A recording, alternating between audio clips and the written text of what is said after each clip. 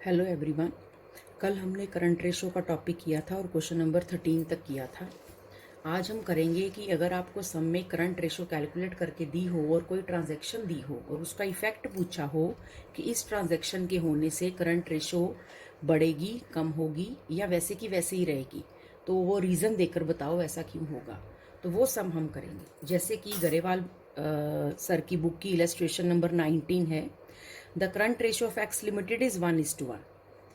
कहते हैं एक कंपनी है, सपोज करो एक्स लिमिटेड, उसकी करंट रेशो 1:1 है। स्टेट विद रीजन, ध्यान दो विद रीजन लिखा है तो रीजन आपने लिखना है पेपर में।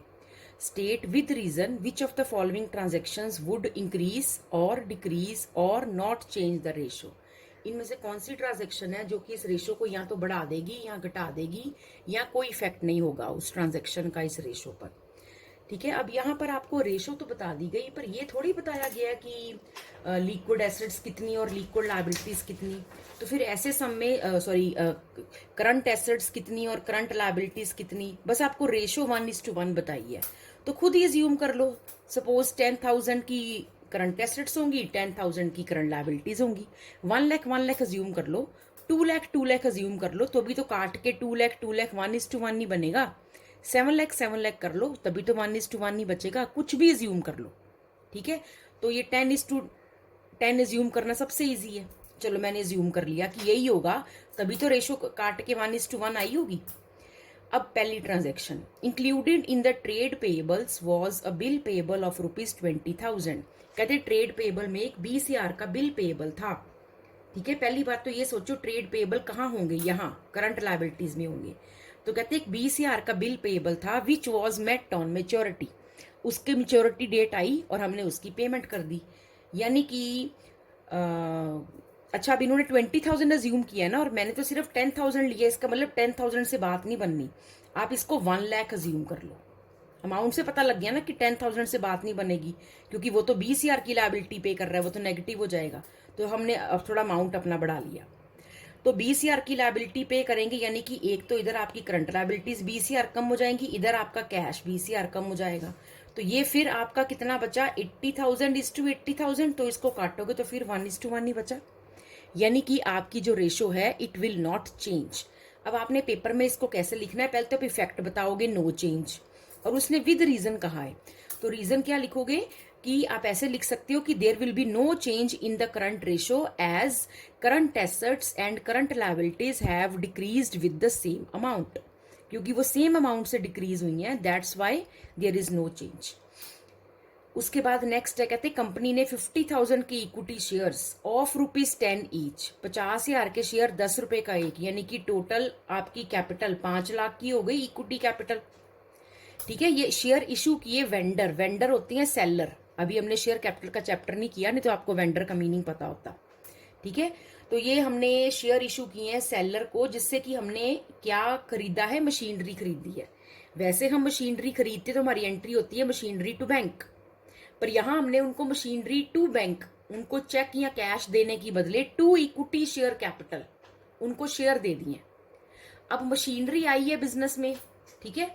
तो सेम अगर मैं सम लेकर चलूं तो 1 लाख ओवर 1 लाख। तो मशीनरी अगर बिजनेस में आई है तो क्या करंट एसेट्स बढ़ी हैं? नो, कोई चेंज नहीं। क्या करंट लायबिलिटी में कोई चेंज आया है? नो, कोई चेंज नहीं। ठीक है, तो मशीनरी बढ़ी है तो फिक्स एसेट्स बढ़ी हैं। इक्विटी शेयर कैपिटल बढ़ी है तो शेयर होल्डर फंड बढ़े हैं, क्योंकि share capital share holder fund का पार्ट है। करंट एसेट करंट लायबिलिटी पर तो कोई इफेक्ट नहीं आया। तो आप इसमें लिखोगे there will be no change as there is no change in current assets and current liabilities, क्योंकि इसमें कोई चेंज नहीं है, इस कारण there is no change in ratio also. ऐसे आपने रीजन देकर बताना है। अब नेक्स्ट हमने क्या करना है, नेक्स्ट हमने करनी है illustration number 15। Current ratio of a company is 2:1। तो करंट रेशो कितनी है, 2:1। फिर वही चीज दी हुई है कि state giving reason which of the following would improve, reduce और नॉट चेंज द रेशो। अब ये ध्यान दो कि पिछले सम में आपकी जो रेशो थी वो 1:1 थी, और इस सम में आपकी जो रेशो है वो 2:1 है। यानी कि अब इस सम में जो मैंने करंट रेशो में अमाउंट से ज्यूम करने हैं, ठीक है, वो मैं ऐसे ज्यूम करूंगी जैसे एक 2 लाख और एक 1 लाख। तभी तो रेशियो 2:1 बनेगी। या अगर मैं इसको 4 लाख अज्यूम करूंगी तो इसको 2 लाख, क्योंकि जो 4/2 होगा तभी तो कट के 2:1 बनेगा। ठीक है, ये बस चीज ध्यान रखना अज्यूम करते वक्त। अब repayment of a current liability, कहते हैं अगर आप कोई लायबिलिटी की रीपेमेंट कर देते हो, चलो मान लेते हैं वो लायबिलिटी आपकी कितने की थी, चलो मैंने 10,000 ले लिया। ठीक है, अगर मैंने 10,000 ले लिया तो ये आपका आंसर क्या आ गया, 1,90,000, और ये आपका कितना आ गया, 90,000। तो 1,90/90 आपका आ गया 2.1:1, ये आंसर आया। तो आपकी तो रेशो बढ़ गई, क्योंकि पहले आपकी रेशो 2:1 थी।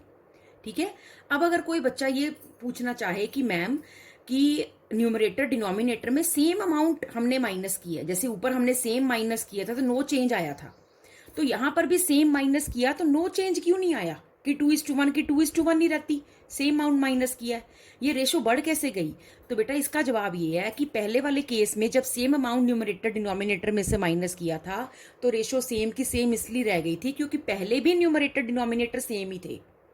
पर अब क्योंकि न्यूमरेटर डिनोमिनेटर में पहले ही न्यूमरेटर दुगना है, डबल है डिनोमिनेटर से, तो क्योंकि वो डबल है डिनोमिनेटर से, तो अगर आप चाहते हो कि वो रेशो सेम रहे माइनस करने के बाद, तो जितना अमाउंट आप डिनोमिनेटर में माइनस कर रहे हो अगर उससे दुगना आप न्यूमरेटर में से माइनस करोगे तो सेम रहेगी। जैसे फॉर एग्जाम्पल मैं यहां बताती हूँ। ठीक, अगर ऐसे होता कि 1 लाख में से आप 10,000 माइनस करें, ठीक, और न्यूमरेटर में से आप 20,000 माइनस करें उसका दुगना, तो कितना बन जाएगा, 1,80/90, तब आएगी इक्वल, क्योंकि रेशो में ऑलरेडी न्यूमरेटर दुगना है। तो फिर माइनस करते वक्त भी आप अगर न्यूमरेटर में जब तक दुगनी अमाउंट माइनस नहीं करोगे, या अगर दोनों में बराबर बराबर प्लस करें तब भी वो चीज नहीं रहनी। ठीक है, प्लस करते वक्त भी अगर न्यूमरेटर में दुगनी चीज प्लस हो, डिनोमिनेटर में उससे आधी माइनस प्लस हो, तो ही सेम रहेगी, नहीं तो सेम नहीं रहेगी। ठीक है, तो अब देखो आपने कोई भी अमाउंट अज्यूम करके रेशो निकाल के देख लेनी और फिर रीजन लिख देना है कि the ratio has been improved as current assets and current liabilities have been decreased with the same amount। अब जैसे इसी का थर्ड पार्ट थोड़ा सा बड़ा लग रहा है, ये पढ़ के देखते हैं। Sale of office equipment for ₹20,000। अब पहली बात तो ऑफिस इक्विपमेंट है, ठीक है, ये तो फिक्स एसेट है, करंट एसेट का पार्ट तो ये होता नहीं। ठीक, बिका ये 20,000 का है और बुक वैल्यू उसकी 25,000 थी, यानी कि 5,000 के लॉस पर बिका है। पर करंट एसेट करंट लायबिलिटी में प्रॉफिट लॉस फिक्स्ड एसेट्स के का क्या लेना देना, profit on sale of building, loss on sale of building, profit on sale of furniture, उसका क्या लेना देना करंट एसेट करंट लायबिलिटी में? वो तो आपका P&L अकाउंट में जाएगा ना, और वहां पर जो प्रॉफिट लॉस निकलेगा वो आपका ओनर के रिजर्व्स को इफेक्ट करेगा, P&L अकाउंट के बैलेंस को इफेक्ट करेगा। ठीक है, तो उसका प्रॉफिट लॉस का तो कोई लेना देना है नहीं, जानबूझ के दिया हुआ है आपको कंफ्यूज करने के लिए। ठीक है, पर अगर आपने ऑफिस इक्विपमेंट को बेचा, ऑफिस इक्विपमेंट का कम होना भी कोई यहाँ पर मायने नहीं रखता, क्योंकि फिक्स एसेट कम हो रही है, फिक्स एसेट तो इस रेशो में है ही नहीं। इस रेशो में तो कौन सी दो एसेट्स हैं, करंट एसेट्स करंट लायबिलिटी।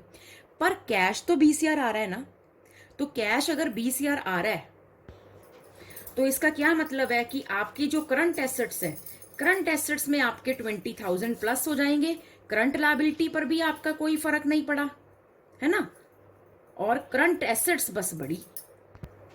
अब ये देखो, ये 2,20,000 बना, नीचे 1 लाख है, तो 2.2:1। अब आप क्या इसको रीजन में कैसे लिखोगे कि sale of office equipment for ₹20,000 will increase the current ratio as current assets have been increased but there is no increase in या no change in current liability. तो ऐसे आपने बस रीजन में ये लिख देना है कि करंट एसेट में क्या चेंज आया, बड़ी के कम हुई, करंट लायबिलिटी में क्या चेंज आया, बड़ी के कम हुई, उसकी वजह से रेशो पर ये इफेक्ट आया कि बढ़ गई, कम हो गई या सेम रही। अब हम करेंगे illustration number 14। A firm had current assets of ₹3 lakh. 3 lakh की करंट एसेट्स अभी फिलहाल हैं। It paid current liabilities of 60,000। 60 की करंट लायबिलिटी उसने पे कर दी। अभी एक चीज देखो, करंट एसेट्स दी हुई है कि कितनी है, करंट लायबिलिटी 60,000 की पे कर दी, ये अमाउंट गिवन है, पर इससे पहले करंट लायबिलिटीज थी कितनी वो नहीं बताया। After the payment current ratio was 2:1। कहते पेमेंट करने के बाद करंट रेशो 2:1 बची है। इसका मतलब अगर करंट रेशो बची है तो कुछ करंट लायबिलिटीज भी बची होंगी, ठीक है, क्योंकि 2:1 का मतलब है कि करंट एसेट्स करंट लायबिलिटीज से दुगनी है, ये मतलब है। इसका मतलब कुछ तो करंट लायबिलिटीज बची हैं। Determine current liabilities and working capital after and before the payment was made. ये जो 60,000 की पेमेंट हुई है ना, पेड लिखा है, ये पेमेंट करने से पहले करंट लायबिलिटी और वर्किंग कैपिटल कितनी थी, और ये 60,000 की पेमेंट करने के बाद करंट लायबिलिटी और वर्किंग कैपिटल कितनी थी, ये बताना है। सबसे पहले हमें गिवन क्या क्या है वो लिखेंगे। करंट एसेट्स 3 लाख, ये तो पेमेंट से पहले वाली है ना, पहले हम ये लिखेंगे कि current assets before payment of 60,000। क्या गिवन है हमें? Current assets before payment of 60,000। तो ये हमें कितनी गिवन है बिफोर पेमेंट ऑफ 60,000? ये हमें करंट एसेट्स गिवन है 3 लाख। अब current liability before payment of 60,000, वो तो हमें पता ही नहीं ना कि वो कितनी है, तो इसको फिलहाल अभी खाली छोड़ देंगे। देन उसके बाद क्या हुआ? Current liability of ₹60,000 paid. अब इसके बाद हमने 60,000 की करंट लायबिलिटी पे कर दी। अब current assets after payment of 60,000, ठीक है, 3 लाख में से 60,000 माइनस किया तो यानी कि 2,40,000 की करंट एसेट्स बची। और current liability after payment of 60,000 वो भी नहीं पता, बाकी ना करंट लायबिलिटी 60,000 से पहले कितनी थी वो पता है, ना बाद में कितनी थी। तो किसी एक को तो एक्स अज्यूम करें, इसको करते हैं let current liabilities after payment of 60,000 to be X, ठीक है। इसको हम क्या मान लेते हैं? एक्स मान लेते हैं। अगर 60,000 की पेमेंट करने के बाद करंट लायबिलिटी एक्स है तो 60,000 की पेमेंट करने से पहले एक्स प्लस 60,000 होंगी, ठीक है, एक्स प्लस 60,000 होंगी। अब हमें क्या दिया हुआ है? हमें करंट लायबिलिटी और करंट एसेट्स कौन सी पेमेंट के बाद वाली लेकर, after the payment current ratio was 2:1, तो पेमेंट करने के बाद वाली करंट रेशो की बना है। अब अगर current ratio after payment of 60,000 वाली निकालनी है तो उसके लिए करंट एसेट्स करंट लायबिलिटी भी तो वही लेंगे ना जो आफ्टर पेमेंट ऑफ 60,000 हो, वो भी तो फिर वही लेंगे ना। अब देखो ये वाली करंट रेशो आपको कितनी दी हुई है? ये वाली करंट रेशो आपको दी हुई है 2:1, यानी कि 2/1 हो गई। करंट एसेट्स भी आफ्टर पेमेंट वाली लेनी है, तो after payment of 60,000 current assets आपकी 2,40,000 है, और करंट लायबिलिटी आफ्टर पेमेंट वाली वो हमने एक्स अज्यूम की हुई है। अब यहां से आपका आंसर निकल गया, क्रॉस मल्टीप्लाई हुआ, 2x इज इक्वल टू 2,40,000। यहां से आपका x निकल गया 1,20,000। तो x क्या है? करंट लायबिलिटी आफ्टर पेमेंट है ना, ये करंट लायबिलिटी आफ्टर पेमेंट है। तो करंट लायबिलिटी आफ्टर पेमेंट आपकी कितनी आ गई? 1,20,000। अब सम में उन्होंने करंट लायबिलिटी बिफोर पेमेंट भी हमको निकालने को बोली है, तो फिर करंट लायबिलिटी बिफोर पेमेंट क्या होगी? वो x प्लस 60,000 है, यानी कि 1,20,000 प्लस 60,000 हो गया, तो ये आ गया हमारा आंसर 1,80,000। अब सम में वर्किंग कैपिटल भी पेमेंट से पहले वाली भी निकालने को बोली और पेमेंट से बाद वाली भी। तो जो वर्किंग कैपिटल होती है, वर्किंग कैपिटल का फॉर्मूला क्या होता है?